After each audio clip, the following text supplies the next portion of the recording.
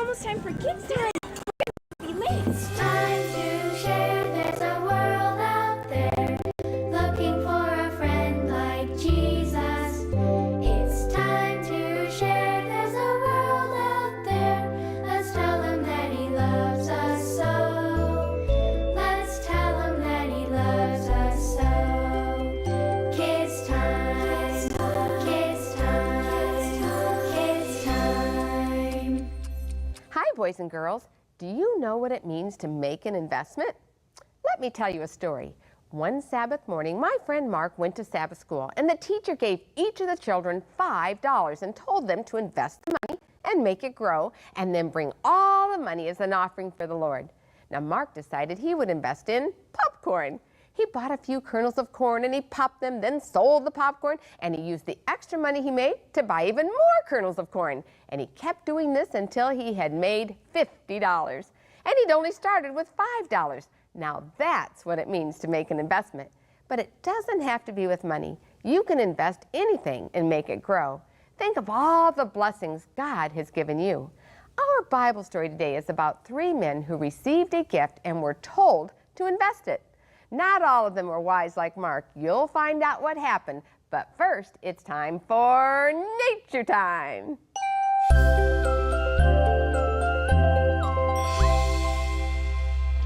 Hi, boys and girls. Welcome to Nature Time. What an exciting time I'm having. And I'm with a world-renowned marine biologist, Dr. Guy Harvey. And Doctor, it is so nice that you're just taking your time to share with Kids Time today. We've got this stingray. I want to know everything I can about it. It's neat. This is neat, isn't it? Because you can see it. Ranger Dwight, this is one of my favorite places to be. We're at the Stingray Sandbar here in North Sound, Grand Cayman. This is where the stingrays hang out. They've been here for years. People have been feeding them, and people have been coming here and swimming them with them like this. And they're here every single day of the year. But they're not. But yet we're not in a zoo. This is Absolutely not. in the wild, and these aren't tame, really. No, these are wild animals. We're not in a fenced enclosure. They come here voluntarily. Because they probably like food. There you go. But So- it's a unique situation with the shallow water, the sandy bottom, and tons of rays. Tons of rays, and they get plenty of food because other people come to feed them. Every day, the tourists come here. About 1 million people a year come. A visit the million site. people. Yep. Wow, kids, that's a lot of people. Now, they have to take a special food? It doesn't hurt for the people to feed them?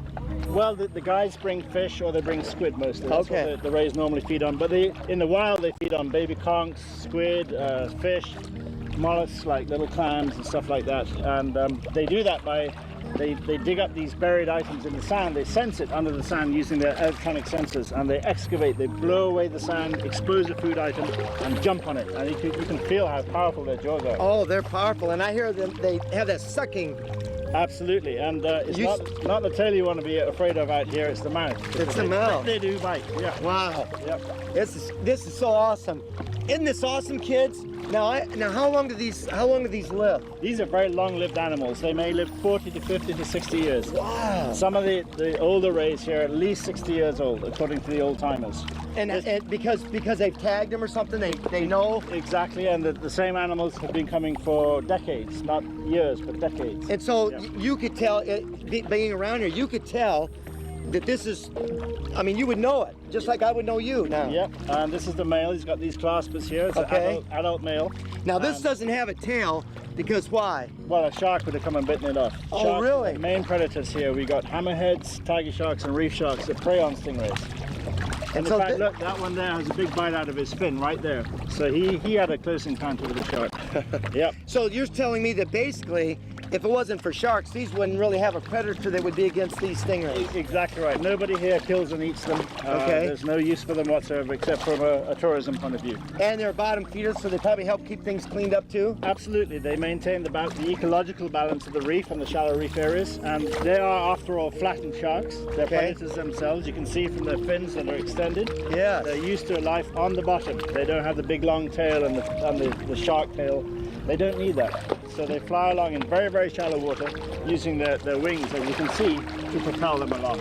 Now, how fast how fast did they go? Do you They know? can move pretty quick. I see them move 10, 15 knots. Wow. And, that's all they got to... That's fast, kids. In their defense, you know? Yeah. Now, another question, how deep will they go? You say mainly they're in shallow water? They're mostly in shallow water, but I've seen them out on the deep reef, and you know they're out there browsing, scavenging the bottom. Okay. But they don't live in very deep water. Isn't that exciting, kids? They're just as home here in the shallow as they are, you know, out on the fore reef. Well, Dr. Guy, thanks so much for taking your time to be with us. Kids, this is great, isn't it? But never forget, Nature's God's second book. Get out there and take a look. Let's go find some more. Let's go catch another one. Okay, let's go.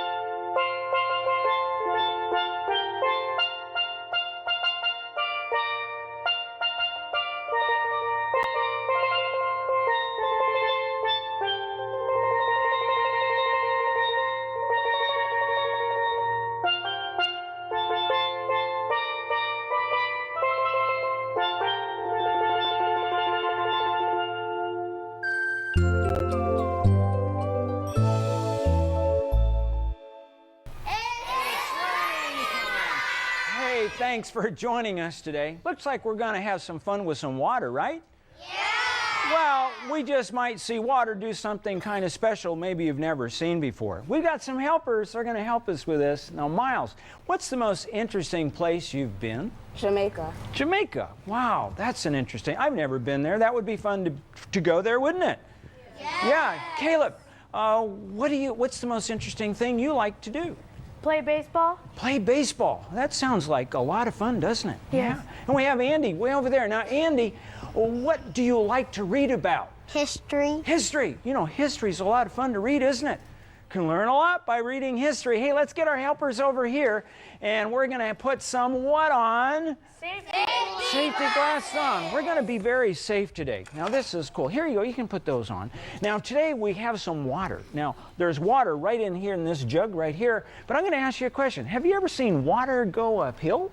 No. Because it usually goes where? Downhill. Usually goes downhill. Well, today we're going to try to get water to go uphill. Would that be fun to see? Yeah. Okay, because we're going to use a hose. Now, you can't do this at home without help because you might get all tangled up in your hose. Actually, we're going to use the hose, and it's what we call a siphon. We can get water to come up a hill if we fill a hose up with water. So what I have in here is water. I'm going to put this hose right in here, okay? Now, Caleb, what I want you to do is this. I want you to hold that hose up just like that. Right, there you go. And you know what I'm going to do? What? I put fresh water in here, and I'm going to use this like a straw. Is this a big straw? Yes. It's a really big straw. And I'm going to take this, and I'm going to kind of slurp up the water. And as soon as it comes up here, I'm going to let it go. I'm going to put it right in there. But you know what? It might make a mess. So what we ought to use what? Paper towels. Probably ought to use some paper towels underneath here. And if you get wet, it probably won't hurt. Are you ready? Yeah. Okay, and I'm going to start doing this. How about a countdown? I might need it. 3, 2, 1. Whoa! What's happening? Hold it up, Caleb. Is water going up the hill? Yeah. Is it coming down my hose? Yeah. Yeah, look at all the water. The water's going down, down, down, but the water level's going down, but the water is going uphill. Uphill. Have you ever thought you'd see water going uphill? No. It goes uphill. You know, there are some things that seem just really impossible, like, you know, have you ever seen anything that you thought was impossible? Yes. Yes, but then sometimes in science, we do things that look impossible, or you might think is absolutely impossible, but it is possible if we use the principles of science. Isn't that cool?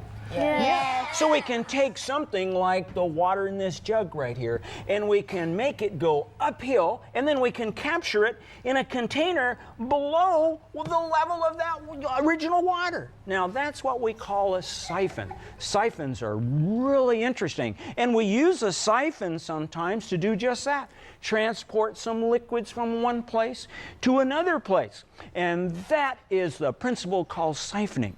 Now, you know, sometimes things seem impossible. Now, sometimes we have problems in our lives that we think, oh man, I've got so many problems and I just don't know how to solve it. Well, we had water in this pitcher right here, this jug. We wanted to get it down here, and without pouring it from one place to the other, we could use a hose. The hose allowed us to transfer that water.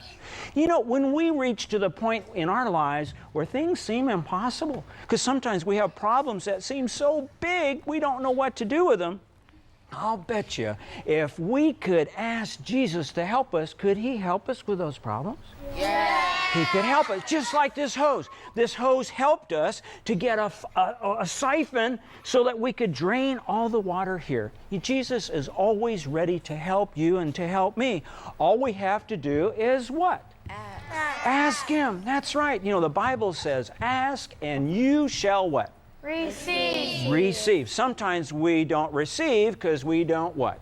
Ask. We don't ask. So let's ask for help. Jesus will always help us.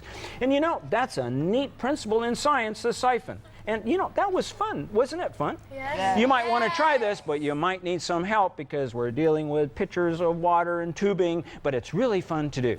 And when we learn more about science, we are learning more about our Creator, God.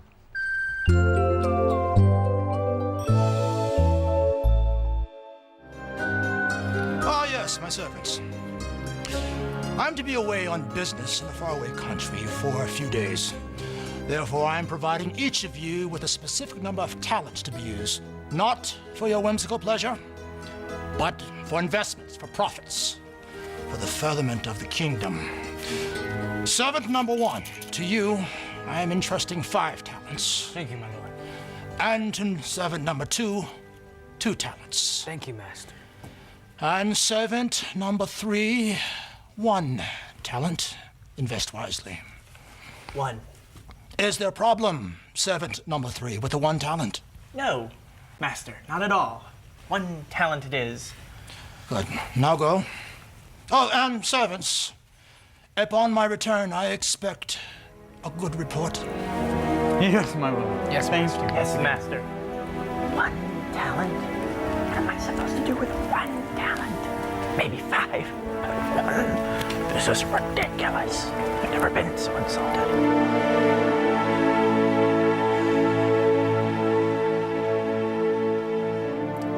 One talent. What am I supposed to do with 1 talent? If you give me 5, maybe 10, I could have done something with them. 1? I should just bury this thing. Dig it up when he comes back. If he wants to invest it in something, he can do it himself. Now, where to put it? Where will it be safe? Excellent. There we go.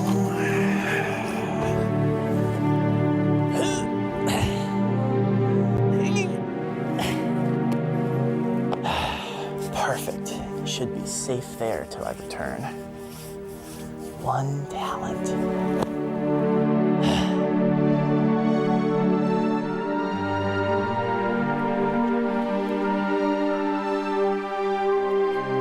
Hello. How are you doing today? Doing excellent work. Good job. Great. Now I have 1 talent and fleas. Eber, Hagar. Eber, How are you doing? look at these baskets. They're incredible. Baskets. The workmanship is fantastic. A wonderful investment for our master. Baskets. Yes, I've heard about Hagar's mini baskets. The Yes. market is all abuzz about your mini baskets. You shall be very successful, I'm sure. Jaden, my old friend, it seems you have invested your talent in produce? And yes, a great investment indeed. I'm working very hard so that the money I make goes to our master. It's a great investment. So both of your talents in produce. Excellent. Good luck with that. You will need it. What am I going to do with one talent? Hey, the ruler is coming. You must come at once. Me? The ruler is coming. You must come at once. Why would he return so soon? This is unexpected. The ruler is coming. You I should not have buried my talent the way I did. I will unearth it at once.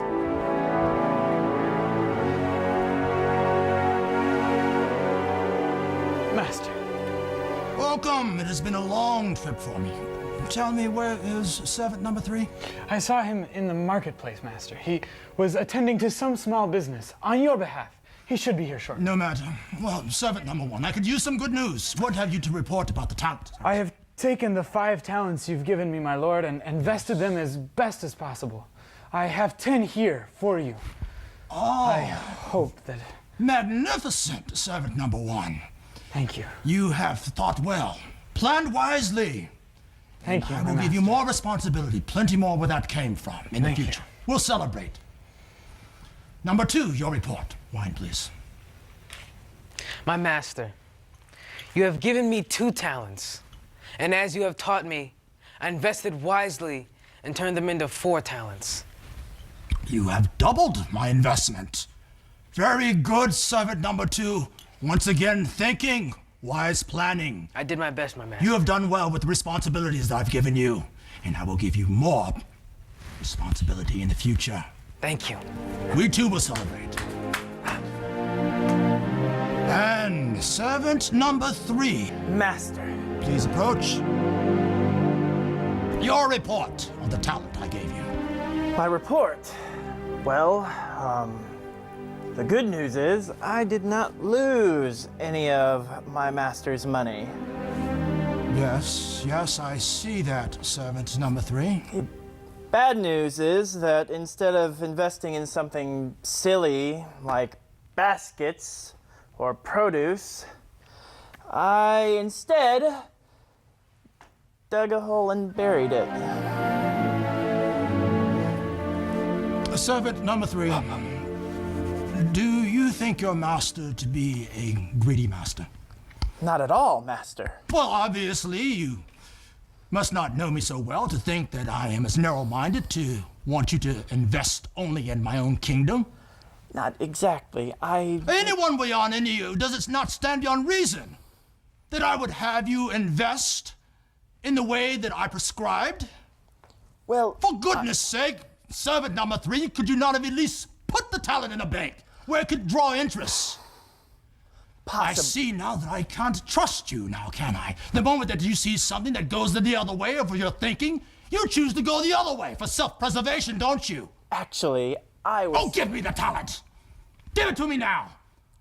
I'll give it to someone else who has my kingdom and well-being in their mind, in their good fortune, in their good graces. God! Throw this worthless servant out into the street. No. Master, Let him wail and gnash his teeth over what he has I'll done. invest wisely next time. In rocks.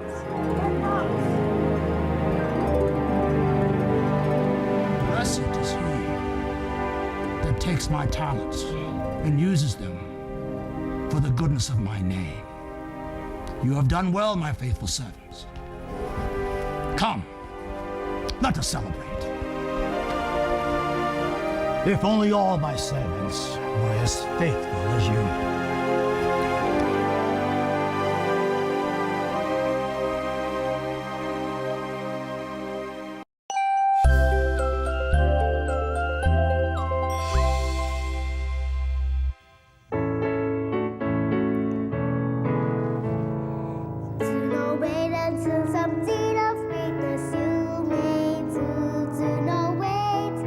Shed your light afar to the many duties.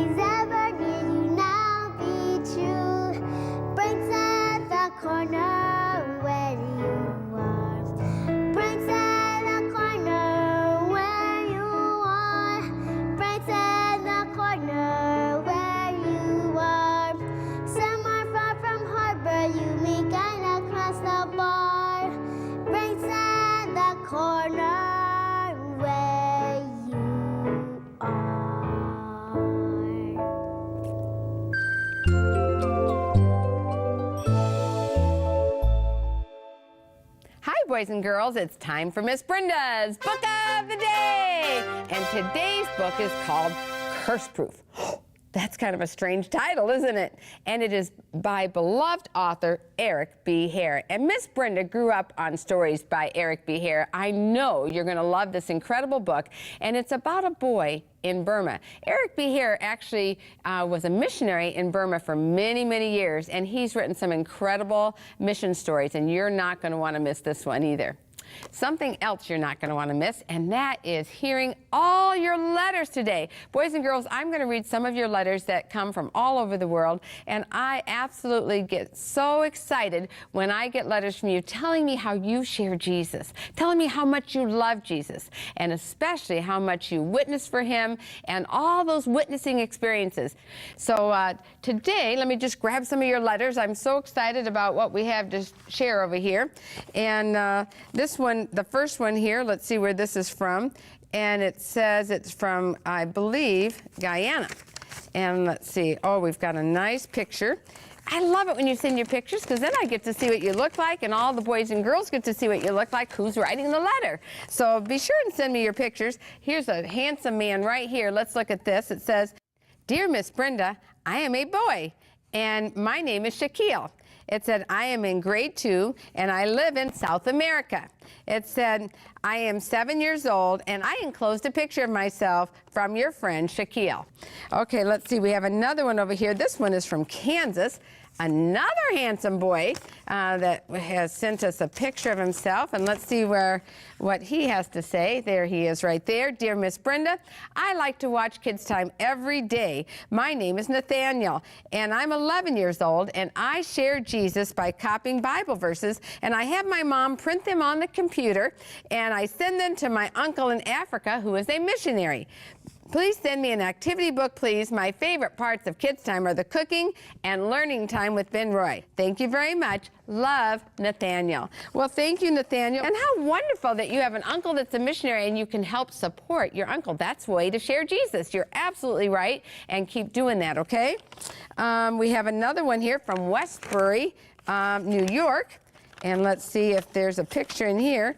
And there is. Let's see right here. There's a picture. It says, "Dear Miss Brenda, my name is Frangine and I'm 7 years old. I'd like an activity book, please." It says, "I share Jesus by telling about Jesus to my neighborhood friends. I love Jesus very much and I very much love Kids Time. Please give Max a great big hug for me."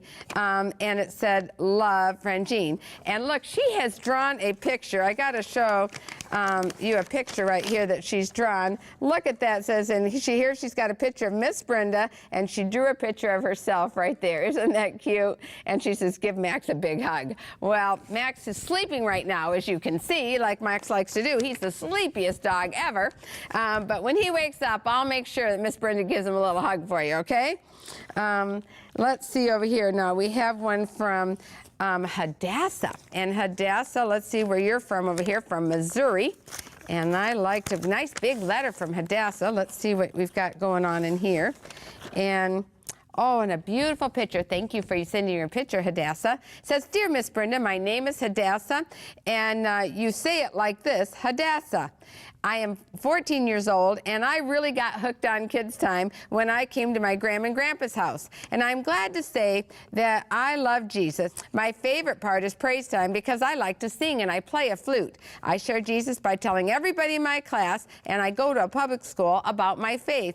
And I tell them about the Sabbath. Pretty soon, when my veggies are ripe, I will give those away to my neighbors too, and I will use them to share Jesus. I love the Lord so much, and I love how you share Jesus too. Here's my picture. I've got to go to worship now. Your sister in Christ, Hadassah." And Hadassah, thank you for that letter. It sounds like you really witness everywhere you go. And boys and girls, that's really what we all need to be doing. There's so many wonderful ways that we can share Jesus.